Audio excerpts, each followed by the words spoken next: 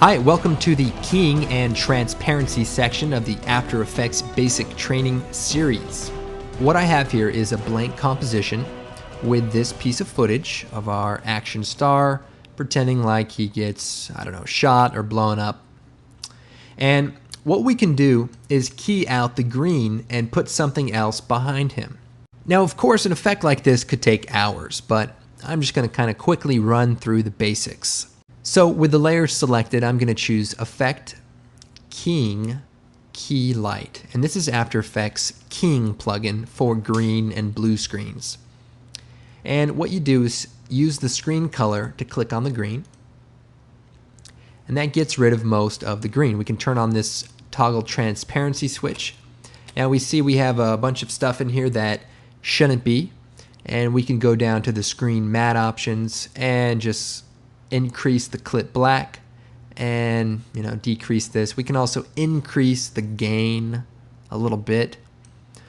Anyway, you can actually check out a more advanced tutorial on this at videocopilot.net, but as you can see, this plugin will key out green or blue. Now, we do have another problem, is this stuff in the background. So to get rid of that, we're going to use a mask. And a mask is basically a cookie cutter. So if I shut off the Key Light plugin for a second, I'm going to come up to our tool palette. I'm going to take the pen tool, and I'm just going to draw a shape.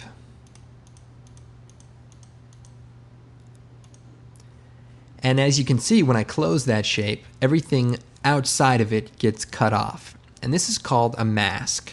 Now, if I toggle down the layer properties, we now have a mask added. And we can look at it, and there are a few properties to this mask. Now, first of all, there is the mask path, and that is the shape that we can then adjust and move around. We also have feathering, which can be increased to soften the edges of the selection. This doesn't necessarily have to be used with green screen. You can use this to make a photo montage or a video montage and soften the edges of your pictures.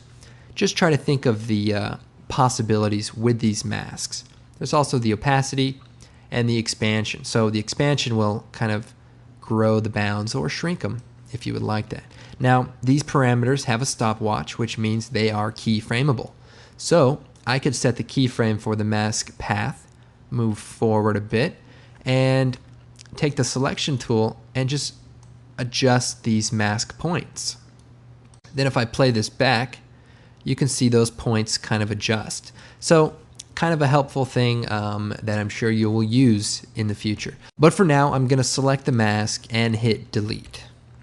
Now, what I want to use the mask for is to get rid of some of this background stuff in our helper right here on the side. So if I turn key light back on, I can take the pen tool and click around the edges and basically draw a shape around what we don't want to include in the shot. This is also called a garbage mask, and that basically cuts out everything that's not inside of this shape. Now, taking out the background is the first part of a shot like this. Now, we want to add something to the background. So if I go to my project window, go down to my Action Movie Essentials collection, and this is a collection of action stock footage that you can find at videocopilot.net, one of our products. And inside of here are some explosions. And we can take one of these explosions, say the explosion 1, and drag it underneath this Tino movie. And if we go to right here when he gets blown up, we can then line this explosion up, scale it up, and so we've sort of created a basic composite of this explosion. Now, of course, we would want to finesse this and make it more impactful, but you get the basic idea of compositing. You have layers on top of other layers, and some of them have transparency, some of them don't. Other things I want to talk about is transparency. Here's our footage of our action star. Now, I'm going to go into another one of our products called Riot Gear. And Riot Gear is sort of organic stock footage, paint effects, and ink and things. And I'm going to go into our paint splatter effects. And I'm going to take our first paint splatter and just drag it out to our comp.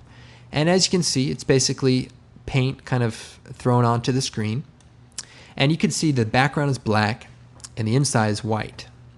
Now, before we get into that, I want to talk about transfer modes. So if you're familiar with Photoshop, you're probably familiar with transfer modes. And transfer modes are basically different ways to blend with the layers beneath it. Now, if you hit F4 on the keyboard, that brings up the transfer modes. You can also click on the toggle switches button, and that'll bring up these if they're not already up. Now, we can change the transfer mode to multiply. And what that does is basically shows through anything that is white. Or you can change it to screen, which does the opposite of that. So all the black sort of gets keyed out, and now we have just the white. I recommend you kind of go through them and play with them and kind of see what they do exactly. But that's one way you can actually composite in After Effects. Now, it works even better if you're using, say, a texture. So if I shut the paint off for a second, I can go into our texture collection from Riot Gear, and I can take one of these textures and drag it onto our clip. In this case, it's this wall. Well, if I change the transfer mode to multiply, you see we sort of added a texture over our movie and only the dark stuff is showing through. Or screen will kind of show just the brighter areas. Overlay sort of does a mixture of both of those. Okay, now let's talk about a real important function called the track matte function. You can see it right here, and what the track matte function allows you to do is add transparency to a layer that doesn't already have a transparent track. So in this case, everything is opaque. There, if I turn on the transparency switch, we don't see anything. Now, if I go into my Riot Gear effects, and let's go to my ink drops. And if I take my first ink drop and drag it out, you see this is basically a clip of ink being dropped into a fish tank, basically. And it's perfectly matted, so we have black in the background and white in the foreground. Now, what we can do with this Tino layer is set the track matte so that it uses this layer, the layer directly above it, as the transparency source. So, with the Tino layer selected, you hit F4, this brings up the track matte option. You can also toggle it like I showed you earlier. And what I can do is change the track matte from nothing to Luma Matte Drop 1. And what that does, if I turn on my transparency switch, is anything that is black is transparent and anything that is white shows through. Now, I can go into this drop layer, choose Effect, Color Correction, Curves, and I can brighten it, just blow it out really bright. See, like that? Then if I shut the layer off, you'll see that my footage beneath it shows through a lot clearer, and that's because semi-transparent stuff sort of see-through. Now, of course, I can scale this layer up as well, and that'll show through more of our character. I can also go to my Tino layer and invert the matte so that we sort of cut out everything but this layer. Now, for this shot, it's probably better if we use something else instead of this green screen footage. So I'm going to go to my images, and I'm going to replace the cloud footage with this Tino layer. Now, here's a great tip. If you select a layer in the timeline, you can replace it by grabbing something else, holding down Alt, and dropping it right on top of it. And you'll see it basically replaces it. That's a very helpful tip you're definitely going to find useful. So now you can see we've cut out the middle of this cloud layer, and we can then put footage underneath the cloud layer and kind of it shows through. So what we have is the clouds on top of this girl, and we're using this ink drop as sort of the transparency for it. Let's see, and we could sort of frame this up even so that, you know, our girl's just looking just through the ink drop, or even rotate the ink drop so that she's right in the middle of it. So, something to think about. Obviously, this is speculative training and not my favorite kind of training. I don't like to be telling you how things can be used. I prefer to show you actual real-world examples and show you how this tool is used to achieve a specific effect. But with basic training, I think the idea is to get an understanding of the program and just sort of see the possibilities not so much actually, okay, I know how to use the program now, because experience is the key. And also, while you're watching this, I recommend you think about other ways you can use these techniques. It's like, here is this filter. What other ways can you use it for? So that's definitely something you want to be thinking about. For example, I just thought of something, sort of an outside of the box thought that might come in handy. So what I'm going to do is take our Tino fall layer and drag it out again. So here's our green screen footage. And just as I did before, I'm going to key out the green. Keying, key light. Select the green, we'll select the darker area, and just kind of make an adjustment to this. Then we're going to take the pen tool, and I'm going to cut out the outer stuff so that we just focus on our main character, just like we did before. And now what I'm going to do is use his video as a track mat for our clouds. So how am I going to do that? Well, take the cloud layer and put it underneath the Tino layer. So that's what it would look like normally. And I'll just delete these other layers for right now. So he's just walking out in front of the clouds. Pretty cool. But if I take the clouds and change the track mat to alpha matte, that's going to use this layer's alpha. And now that we've applied the keying to it, it has an alpha channel. It's not a luma channel, it's an alpha channel. So if we set it to a luma channel, you see we just get the highlighted areas that come in, and the dark areas get cut out just like a normal track mat. But if you use the alpha mat or the alpha mat inverted, you can see we actually can kind of create a vignette of our character kind of walking out.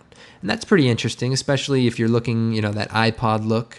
You could make a new solid from the layer menu, make it black, or let's see, make it black, and make a new layer that is, purple. Put the purple layer in the background, put the black layer underneath the Tino layer, and set the black layer's track mat to alpha matte. And what that does is uses the Tino dancing around as a matte. And so now you see him doing his thing, and you sort of have that silhouette look. So that's what track mats are all about. It's all about transferring transparency from one source to another. And another final touch we could add is by creating a new black solid and choosing OK. What I can do is add a nice vignette around the edges. And what we'll do is take the ellipse tool and just draw a shape around the mask. So now we've created a circle around this black layer. Then if we subtract the mask, then we have sort of a black bounds. Then if we bring the mask properties up, I can feather the mask out. And then expand it inward or outward. In this case, we'll expand it outward. And so now we have sort of a nice soft edge around the outside of this file, and that looks pretty good. We have a little extra stuff here, and again, I'm just demonstrating things, but you can clean that up using some of the functions in the keying options. So please check out some of the more advanced tutorials at videocopilot.net. And hopefully this gives you sort of a foundation for transparency and working with keying inside of After Effects.